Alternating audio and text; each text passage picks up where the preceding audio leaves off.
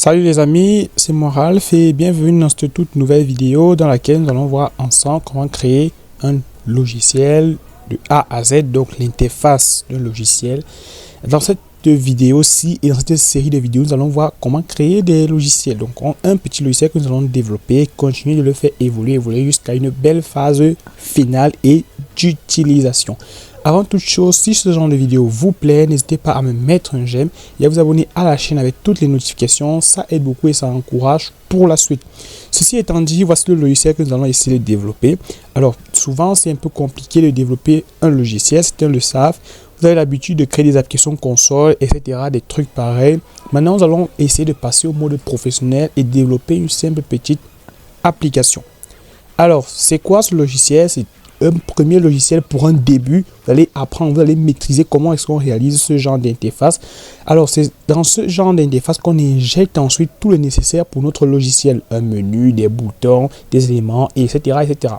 Alors, c'est un simple petit logiciel pour débutants. Vous allez essayer de réaliser un petit logiciel avec une possibilité pour l'utilisateur de réduire le logiciel jusqu'à une certaine taille fixe et il ne pourra plus réduire le logiciel, donc une largeur ainsi qu'une longueur, une possibilité de réduire comme ceci, une possibilité d'agrandir totalement et une dernière possibilité de fermer le logiciel avec juste ici un logo, le logo de la bibliothèque que nous allons utiliser qui est Custom Tkinter, ensuite le nom de notre logiciel. Donc, pour cela, vous pourriez utiliser l'IDE de votre choix. Moi, je vais me baser sur PyCharm, qui est un très bon IDE aussi que je vous recommande aussi VS Code pour ceux qui le souhaitent. Donc, moi, je vais ouvrir PyCharm.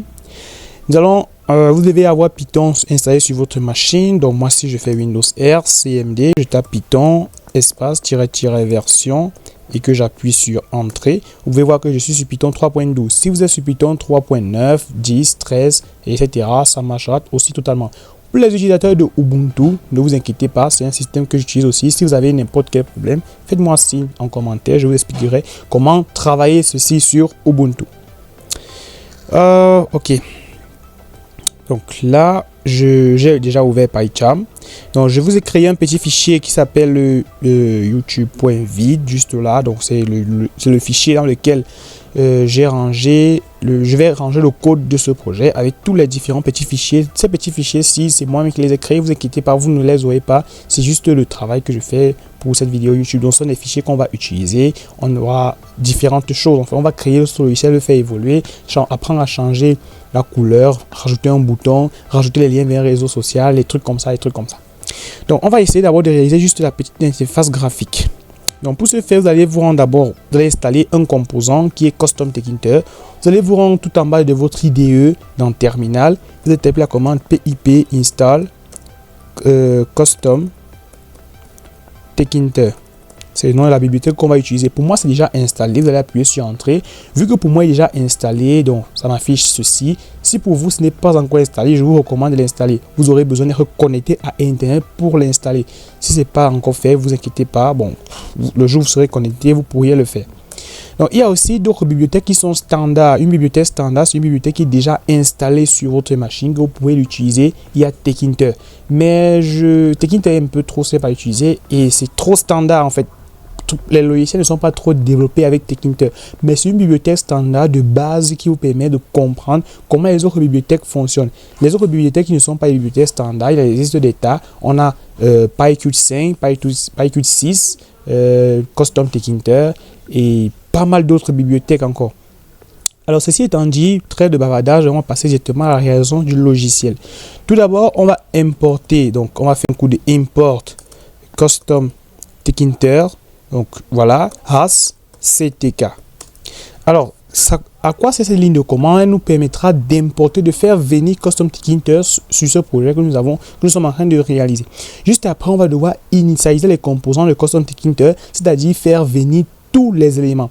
Alors, juste ici, que vous voyez la commande que vous voyez ici, as ctk, nous permettra d'avoir tous les composants nécessaires pour développer. Vous pouvez aussi supprimer, mettre un astérisque peut-être, mais avec certaines bibliothèques, ça ne prend pas. Nous sommes obligés de mettre as ctk. Ça va nous permettre non seulement de faire venir d'autres éléments, mais aussi de renommer Custom Tkinter. On va renommer cela. Juste après, on va devoir initialiser tous les composants en créant une variable app qui va contenir ctk.ctk. CTK. Ok. On met les parenthèses. Maintenant, je vais me rendre un tout petit peu plus bas et je vais créer la variable qui va contenir le titre de mon logiciel. Donc, comme vous pouvez voir, par exemple, juste ici, par exemple, sur le logiciel PyCharm, vous pouvez voir que là, on a le logo de PyCharm. Vous voyez un peu, c'est donc ça que nous allons essayer de réaliser. On va faire maintenant app, donc la variable, point title. Entre parenthèses, on a tous vu comment est-ce qu'on faisait pour afficher du texte en Python, les prints. C'est un peu presque la même procédure juste ici. On va mettre app.title et on va mettre le nom de notre logiciel. Nom, bon, vous pouvez mettre le logiciel de votre choix. Moi, je vais l'appeler le logiciel là, Ralph Dev++. Donc, Ralph Dev++.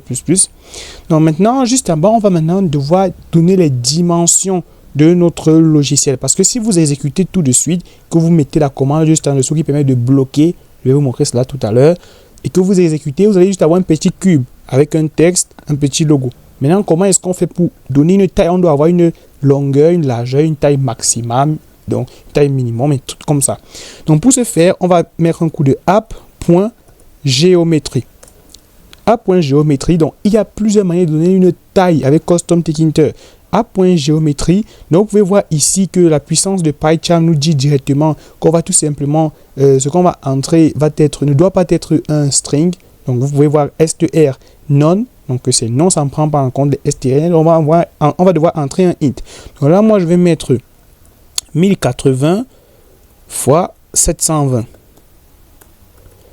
C'est la taille de base d'un logiciel. Moi, je vous recommande cette taille.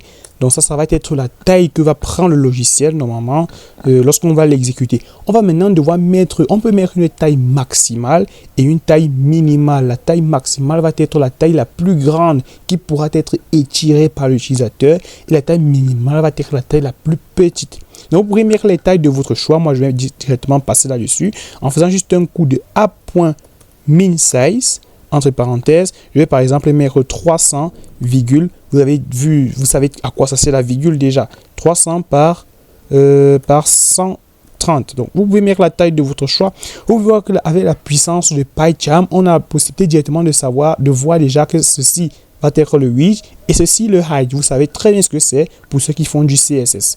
Ensuite, on va faire un coup de app.max size. Entre parenthèses, on va par exemple mettre 500, par 700. Ok. Et maintenant, on va devoir bloquer tout le logiciel. On va devoir s'arrêter là. Et on va faire un coup de app.mainloop. App.mainloop pour s'arrêter et commencer. Nous allons maintenant pouvoir exécuter notre logiciel. Donc, moi, je vais directement l'exécuter. Je vais cliquer là sur Run. Python file, la petite flèche rouge qui est juste là. Et là, donc ça a exécuté le dernier logiciel. Donc c'est le dernier logiciel que ça a exécuté. Je vais refermer le terminal. Je refais. Et je vais faire un clic droit sur le fichier. Et je vais aller sur Run YouTube. Donc là, on a le logiciel. Donc voici la taille juste là. Ok. Donc là, ça fait un truc pareil. Vous pouvez modifier les tailles par vous-même. On a ici 1080 x 720. La géométrie. Donc là, c'est le logiciel en fait que ça a exécuté. Donc l'utilisateur, ça fait comme ça, ça fait comme ça, ça fait comme ça. Donc le problème qu'on a ici, c'est très simple. Bon, j'espère que vous avez compris. Donc pour ceux qui ont compris, expliquez en commentaire. Je ferai une prochaine vidéo dans laquelle je vous parlerai de ça. Bon, je vous parle de ça maintenant. Vous pouvez voir que la taille qu'on a décidé au min size et donc le width et le height, elle est un peu très petite, ainsi que le max size, donc la taille la plus grande qui pourra être étirée par l'utilisateur. Cette taille-ci de max size, elle est plus petite que la géométrie. Donc c'est justement pour ça que le logiciel a cette taille-ci. Alors voilà, vous avez créé votre première application. Félicitations à vous. Dans une prochaine vidéo, on va voir ensemble comment retirer le logo-ci, mettre le logo et on va réaliser ensemble votre première application avec par exemple un premier bouton Start juste au début. Donc par exemple, lorsque l'utilisateur va cliquer, ça va par exemple faire une capture d'écran ou un truc dans le genre. En attendant, enregistre bien la vidéo, abonne-toi. Le code source présenté ici est dans la description. À très bientôt.